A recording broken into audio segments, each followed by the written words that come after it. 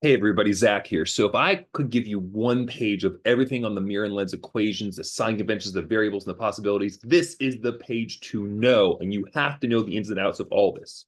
So you have S is the object distance, S prime is the image distance. It's a positive number when it's a real, meaning light will pass through it, and negative when it's virtual. What that means overall for this is I'm going to explain it down here for a mirror. So we would start our object S in front of the actual mirror itself. Where will light go? Well, light will bounce off the mirror to the same side. So if the image is on this side, it would be assigned a positive value. However, if the image ends up being located on this side, then it would be assigned a negative value. And you'd see that also in the calculations. That's for a mirror. For a lens, again, you would start the object on in front of the lens. Light passes through a lens, so when the image shows up on the other side, that'll be assigned a positive value. If the image shows up virtually, meaning on this side, then it'll be assigned a negative value. So notice the slight difference, but it's an important difference between a mirror and a lens. Object height, image height magnification. Upright is positive, negative would be inverted. Focal length of the lens. If it's a concave mirror or converging lens, it's assigned a positive value. Convex mirror, diverging lens, it would be a negative value. And again, a lot of this will occur also in calculations for you to interpret.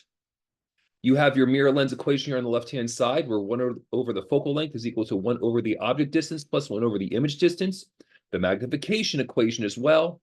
And then the focal length will be half the radius of curvature. That is one equation that typically is not on a formula sheet, so make sure you know it. Now, beyond that, what are the possibilities? When you have a concave mirror converging lens, there are 5 locations where the image will change. Think of this like a makeup mirror or a shaving mirror.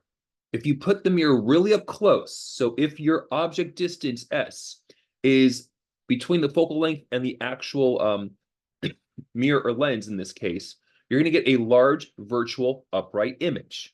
Again, you put a makeup or shaving mirror up close to your face, you're going to see yourself very large, upright, and virtual. Then at position number 2, when your object distance is at the focal length, nothing occurs. It's actually going to be no image. It kind of like blurs for a second. And then once you get past that, once you're between the focal length and radius of curvature, you're going to have a larger, real inverted image. It flips upside down on you.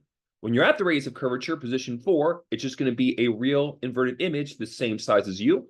And then when you pull it further and further away, you're going to get a smaller inverted and, oh, little extra piece there, real image. Got to put that all that together. Lastly, for a convex mirror or diverging lens. So a convex mirror would be like one of those mirrors you would see maybe at a store in the corner that's bowed outward. And the only thing you can get there is a smaller virtual upright image. So this is the page. I'm also going to take a screenshot of it and post it that you need to know, and I'm going to reference quite often when dealing with questions involving mirrors and lenses.